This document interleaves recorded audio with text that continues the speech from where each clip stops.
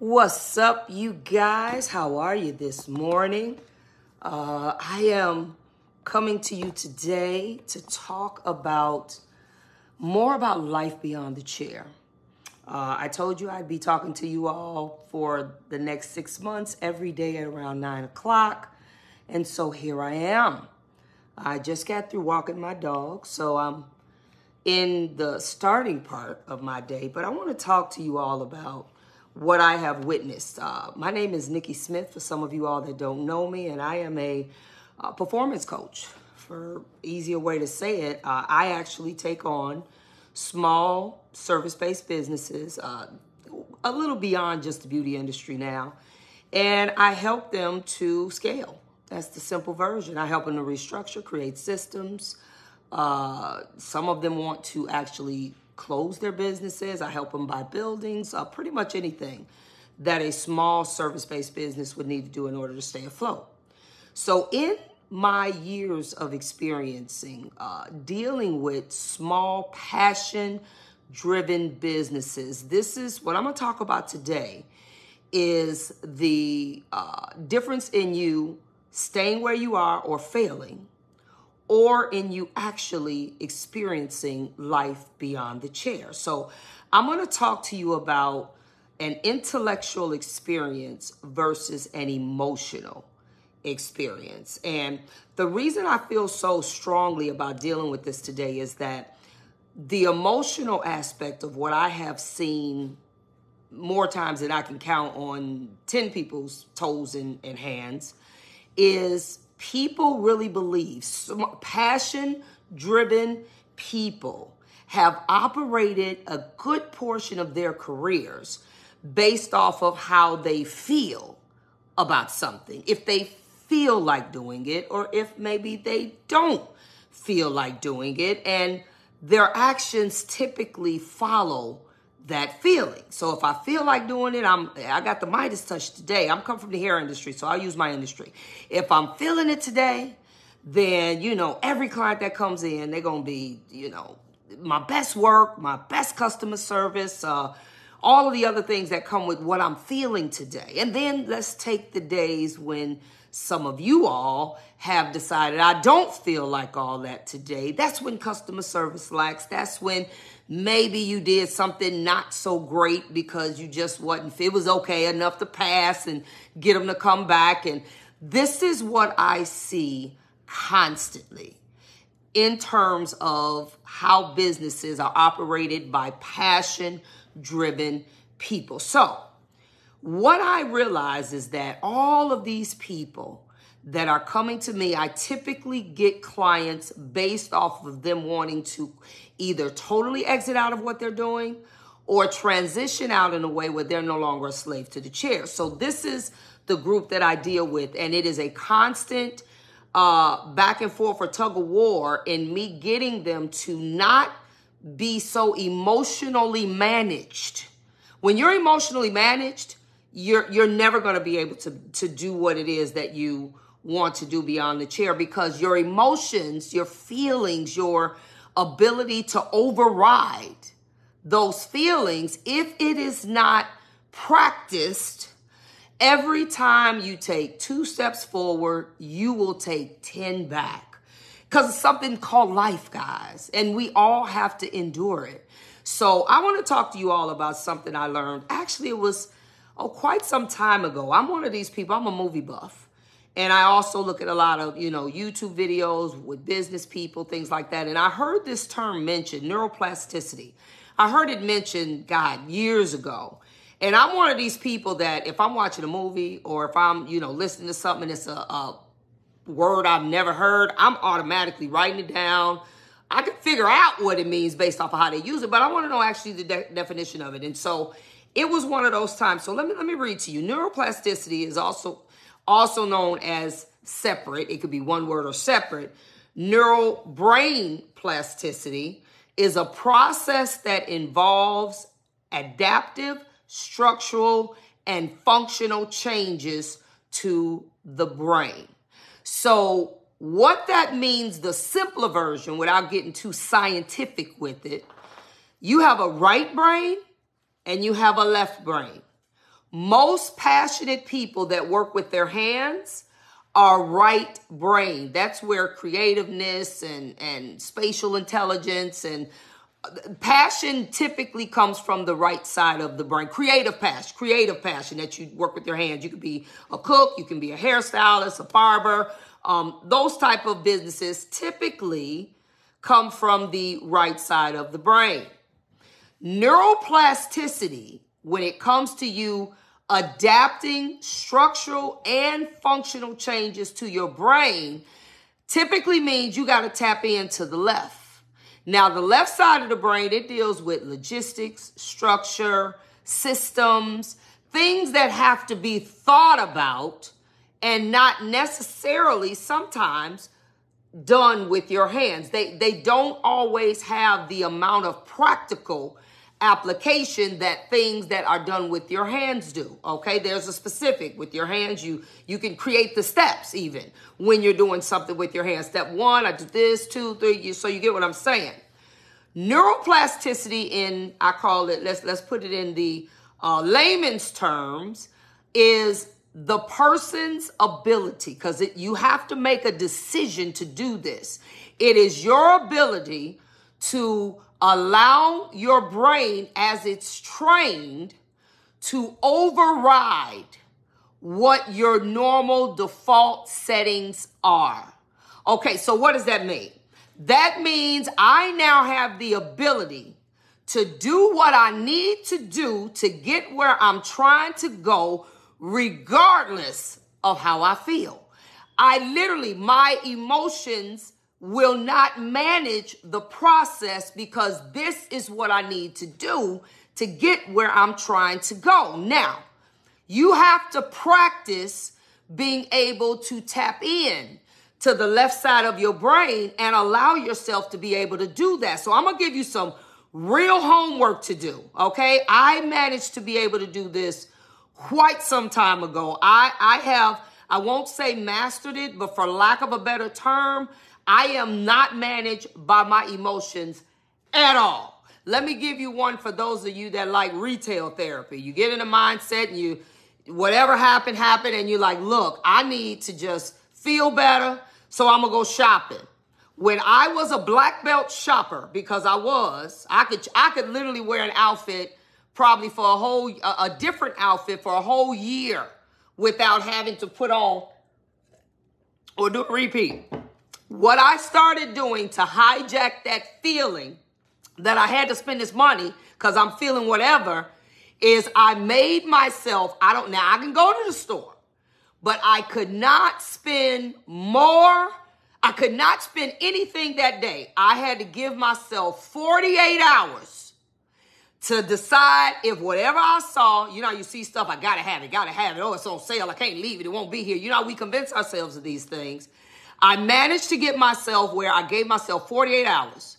Now, if I'm still thinking about that thing 2 days later, then okay, if it's in the budget, I can afford it, I'll go buy it. Let me tell you what happened 99% of the time. I'm not even thinking about that 2 days later, because it was me having an emotional response to what it was that I was doing, not an intellectual response. See, an intellectual response, your brain, when you're trying to develop your brain's neuroplasticity, its ability to stretch and to restructure and start looking at things differently, that is when you are trying to not become so emotionally managed. So let me give you some real exercise that you can do. The first thing you have to do to develop more neuroplasticity where your emotions do not control your life, because that's what's going to have to happen for you to get from beyond the chair. You're going to have to think differently, do things different. You're going to have to. The first thing you have to do is start feeding your brain. Feeding your brain can come in many forms, not emotional feeding, but literally feeding your brain. That comes with reading. That comes actually, whether you know it or not, it can come with pure silence. Like times that you just sit in your house, you drive in your car, and you hear absolutely nothing but yourself thinking. Okay? These are some ways. There are many ways to feed your brain. That if you're a movie buff, and I'm a movie buff, and I typically love action movies. Back when I got a hold of this, I would make myself watch documentaries, which I absolutely hate. But what started happening is, in watching documentaries of whatever, my brain started to become more active in visualizing these things that people were doing and had done. And I started, and especially if I do a documentary that's on something that's not a good thing. Like, for instance, last week, I looked at a documentary on sex trafficking, and it was something new that was, I believe, on Prime, Netflix, one of those.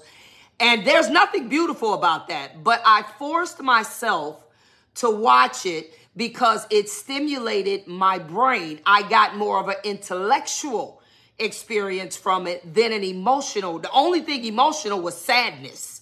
Okay? So feeding your brain, reading, writing, for those of you all that write things, writing books, writing out sometimes even instead of using the gadgets, get yourself a pen and a piece of paper. Not a remarkable, nothing digital. You will be amazed how much you start developing yourself intellectually when you start writing.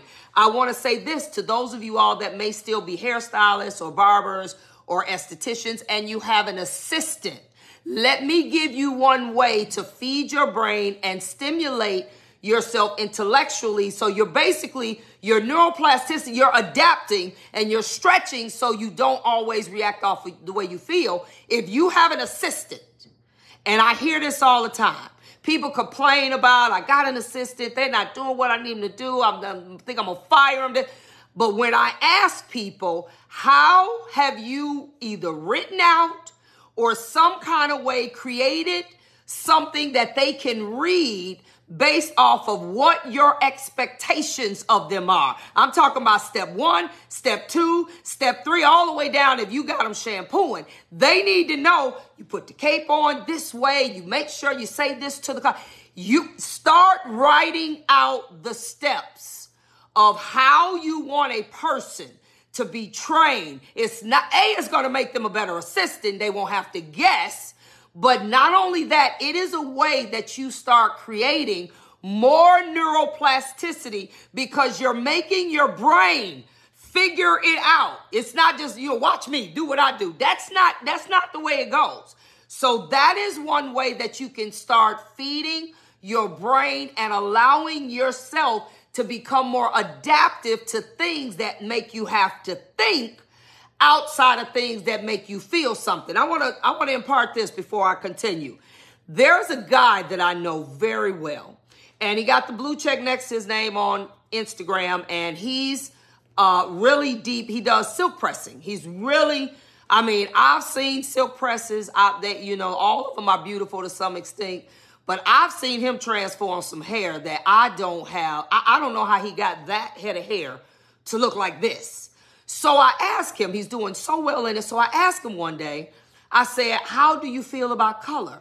Like, you're doing basically people that aren't colored. Their hair is all, level 2 or maybe a little bit lighter, level 4.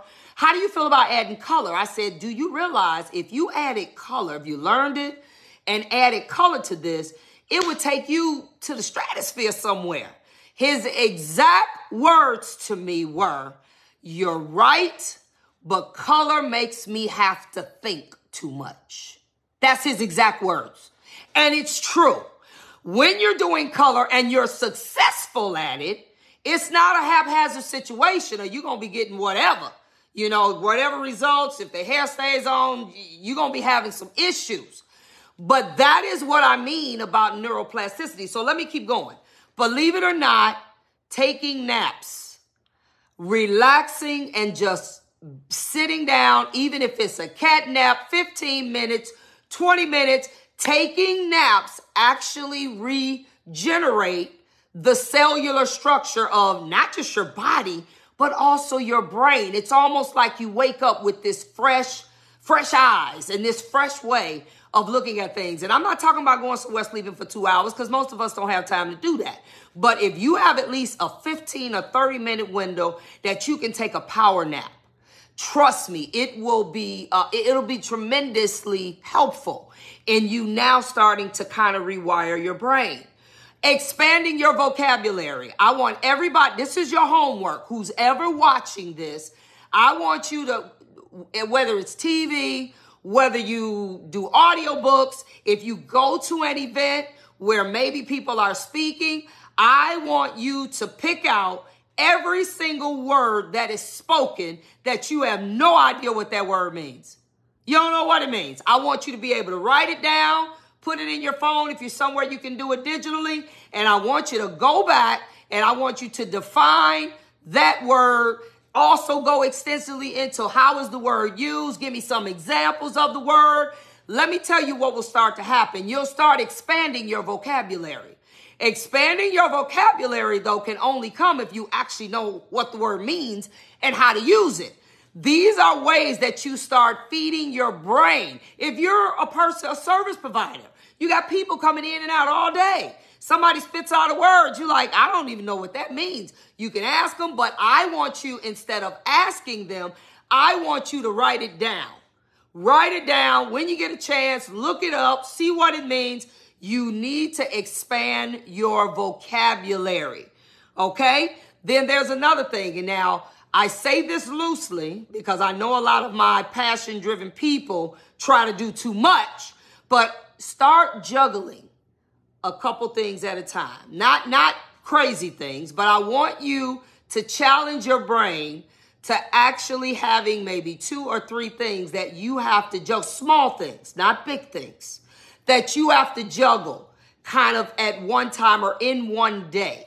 I need you to do that, okay? You would be amazed at how it starts to train your brain. You're frustrated in the beginning, but it will eventually start to train your brain to stretching, to being able to, I don't want to say multitask because there really is no such thing. You're not doing anything really at the same time, but I want you to be able to start stretching your brain to doing things that your brain is not normally equipped to do. You'll be amazed at how you start becoming a better mental structurer.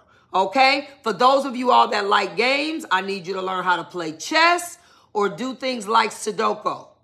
It's a reason they give those things to the elderly so they can actually keep their brain function intact. But it works even if you're not elderly. You would do obviously according to the level. I started doing Sudoku and they have like that advanced puzzle book. Oh, that advanced puzzle book. I'm like, okay, I'm not ready for that yet. Let me stick with the basic and maybe the intermediate Sudoku. But it is amazing how it will start to exercise your brain and therefore start to create this neuroplasticity example of your brain starting to adapt to things that you normally would not have to use your brain for. Okay, if I want you also, we have now the season where you have things that are going to be done more inside because the weather is changing. I want you to go to things that you normally would consider boring. Art shows, and you may have you don't even care about art. I want you to go anyway. You'll be amazed at when you go to things that you normally wouldn't go to, you end up talking to people about things you normally wouldn't talk about. And it starts expanding your world. It really does, guys. I ain't saying you got to go every week. They got the whole sipping wine and paint parties now. That all was put together to give people a different experience doing things collectively instead of just eating all the time. Let's do something that stimulates your brain. If you want to play chess, that I've never really, as much as I'm a thinker, chess has never been anything interesting to me, but I do a lot of other things that stretch my brain. I started listening to audiobooks years ago. Now, I'm an auditory learner, so audiobooks were not that hard for me to kind of get used to. But for people that aren't auditory learners, it may be a little bit difficult. But what I learned in developing my neuroplasticity was if I can't see it and all I do is hear it, it makes my brain work. My brain starts to work. That's what happens. It's like I'm hearing something, but I can't see nothing. So it makes my brain start to create images and start to create, what is this about? And I love when it's somebody that has like the greatest voice in the world. You have to feed your brain as much as you possibly can if you want to truly experience life beyond that chair. If you want to experience transitioning out and being consistent and not allowing your emotions to suck you back in to what you are used to doing, what you are comfortable with doing, you're gonna have to put yourself in positions where you have an intellectual experience, not an emotional one. There are 4 components or enzymes. I think they're classified as enzymes, but the endorphins that our brain releases. Okay, and without getting too deep into them, you have cortisol, you have oxytocin, you have dopamine, and you have serotonin. Now, I'm going to give you just a quick version. Dopamine is that high when maybe you just won something. You know, I love basketball. So when those guys got, NBA championship, they were excited. And I think Denver won this past championship. But trust me, that excitement, almost like a high from taking drugs, it wears off. And then you're chasing the next high. That's how they're able to say, okay, we got to play some more, get better, because it wears off. That's what dopamine does. I see a lot of my small business or my passion-driven business owners, they're doing a lot of things that create a dopamine response. And then guess what? You back right where you started and the feeling is gone and now you have to do something else. Those are emotional responses to a current situation. But then it's over. The intellectual response to that would be when you sat back, they watched the tape, see what people did. The coaches sit down and physically write out plays of what happened here, there, and the other. That's when now the intellectual experience happens. And I am convinced that those athletes, when you talk about extreme athletes, I'm convinced they cannot win only by having emotional responses. They have to, at some point, sit down, analyze, do the analytics on what's happening here, what are the plays, write the little circles and X's and whatever they do in order to know also what their competitor is doing. They have to have an intellectual experience at some point and often before they can even beat the other person. You got to know, what are they doing? How do their plays work? What are their weaknesses? What are their strengths? That's not emotional. That's all brain work, guys. It's all here. Okay, these are the things for all of you all that come to me, text me, call me all the time about, I want to stop doing hair, or I want to do less of it. I want to open a restaurant. I don't care what it is. But in order to make that transition, you're not going to make it if all it becomes is an emotion, a feeling. For those of you all that are Christians, and I say this with as much sincerity as I have because I am a Christian, when people join church on Mother's Day, when they join church on Easter, when they join church on New Year's Eve, you know why you don't see them maybe 2 months after that? Is because it was an emotional reaction. It was an emotional feeling to what is happening at the present time. Your life, your business, everything you desire to be in this world will not change like permanently until you have a intellectual experience about it. It will not change permanently. And it has to be a constant intellectual experience, because intellectually experiencing something requires a process of you going from here to there, and the process is not always fun. And also in intellectual experiences, you have to also be comfortable with when it looks like things are not happening. You have to still be willing to say, I know I did my due diligence. I know I did my homework. I learned about the steps on what I needed to do. I am going to just keep moving forward, even when I don't feel like it, even when it doesn't make me feel happy. I'm actually sad at the moment. You have to trust the process of getting from here to there, and that will only happen here. It doesn't happen here, guys. Your heart is not so smart. You have to trust that you did what it is that you need to do intellectually. And I say this for people, I realize we have right brain, left brain. Some people are not naturally that way, but guess what? Then you're going to have to get a coach or somebody that can help you so that you can now intellectually structure what you need to do to get out, or what you need to do less, or what you need to do something completely different. That's the only way it's going to happen. So neuroplasticity, guys, it is the ability to rewire your brain to being able to function independently from how you feel. I almost get mad when people say that. I don't care about what you felt like doing. That has nothing to do with anything. Anybody that's a parent should fully understand that. You've had to parent children from babies on. You've had to get up in the middle of the night when you didn't feel like it. You had to deal with things from them when you almost didn't even like your child at that moment, but you still had to love them, and you still had to do what's required for them. Now, I'm talking good parents now. You still had to do what's required to get them where they needed to be, even when you didn't feel like it. So life beyond the chair, you'll never get there until you work at rewiring your brain.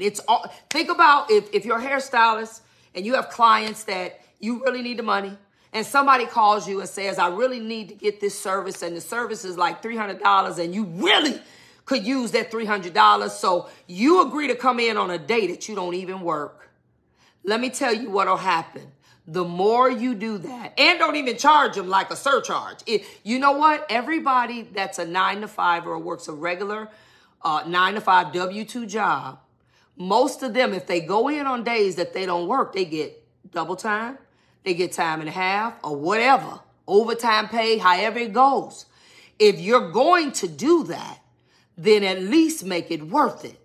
But in your journey of trying to transit out and get from behind that chair and quit being a slave to it, you are going to have to say no. That is the intellectual part, saying no, because I work these hours. You're going to have to get in these hours, because if I keep allowing people to pull me back into certain situations, then I'm going to stay there. I'm never going to be able to get out, because I'm going to let people keep pulling me back to working days I don't work, or working hours I don't work, and then I don't even get anything on top of it. So I'm not saying you can never do that, but if you're going to do it, you definitely charge a surcharge. But in my experience with the world that I'm in, the beauty world, the more you allow people to suck you back in, you now are back, the natural default. If you need to make some more money, let's use your brain. Let's use your brain to make some more money, and you don't feel compelled to only be able to make it the way you've been making it for a lot of years, because you want to get out of that. You want to do less of that. But you keep getting sucked in and doing more. If you feel like I really need the money, let me have you do this. Let's work on getting some debt down then, so you won't feel like you got to take this money every time it's offered because you got bills to pay. Let's work on getting some of that down. Or if you're going to take it, make sure you charge a surcharge and use that extra to work on the debt, so you don't get sucked back in to what it is that you're trying to get out of. But it's an emotional response to it. It's not an intellectual one. You think Target don't want to make more money, but Target opens at 8 and they close at 10. And if they going to make some more money, they're going to make it tomorrow. They're not opening late just because people want to come. Because I'm sure if they stretch their hours like they do around Christmas time, people would be there. So feed your brain, guys. You got to feed your brain. We want to read more. We want to write down things physically. Not on these, iPads and phones. That's cool, but it won't stretch your brain at the level of writing it down. Take naps. Naps regenerate your whole cellular structure in your body and your brain. Oh, one other thing. Now, this is something I'm still working on. This is they call it pneumatic things that you can do. This is when you're trying to retrain your brain. Start trying to do things with the wrong hand, with the opposite hand. I'm right-handed. You want to really train your brain? Start trying to do stuff with your left hand. It makes you have to focus. You're doing hair every day. Start trying to do hair or doing things you normally would do with your dominant hand. Start trying to do it with your left hand. You know, don't maybe not flat ironing. I don't want you to burn anybody, but start trying to do things. That's another way to train your brain, because if you are now trying to do stuff with your opposite hand, whether it be left or right, you literally have to focus to make sure you hold your hand right. Try cutting a head of hair with the opposite hand. Put the shears in the other hand. If you don't have a left or right or the opposite hand pair of shears, buy you one. Buy you a cheap pair. It literally starts to train your brain to adapt to being able, sometimes having to, do things differently. What would happen if you broke your right hand? You can't not work, so guess what would happen? You would have to learn how to do things with this opposite hand. You would have to learn. It wouldn't be any other choice. All right, so I just want to leave that with you all today. We're going to be on tomorrow to talk about some more things. It's going to be Life Beyond the Chair. I would love for you all to meet me in San Juan. I'm doing the Life Beyond the Chair series. The SOS conference. It'll be in San Juan, Puerto Rico. You go on my website. I'm going to be putting stuff on constantly about it. And I want to help you experience life beyond the chair. But the things that we're teaching at that conference, if you can't get out of the emotional thing that you're in where you only do stuff based off of you feeling like it, you can come to the conference and take all that stuff. You'll never be able to get to it. Because at some point, you got to make the decision that I'm going to think my way out of this situation, not physically work my way out. All right. This is Knowledge by Nikki. My day is just starting. I'm getting ready to get it cracking, and I'm out. I'll see you tomorrow. Make sure you set the notifications.